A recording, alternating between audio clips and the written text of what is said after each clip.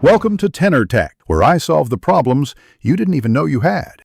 You start by preparing everything that matters. Sign into PSN, verify your network, and launch FIFA 23. Once done, make sure controllers are ready and background apps are closed to reduce lag. Now create a party from the PS button menu and invite the friend you want to SharePlay with. This opens the communication channel required for SharePlay. After your friend accepts, you're ready to move from setup into the SharePlay controls without distractions or delays. You now initiate SharePlay from the party screen. Select SharePlay and pick the friend you invited. Choose whether the friend will watch, take control as a visitor, or play a local multiplayer session together. For FIFA 23, pick play a game together or visitor plays depending on the role you want them to have. Make sure to set video quality that matches your upload speed to reduce stutter, and note the session timer so you can plan to restart before it ends.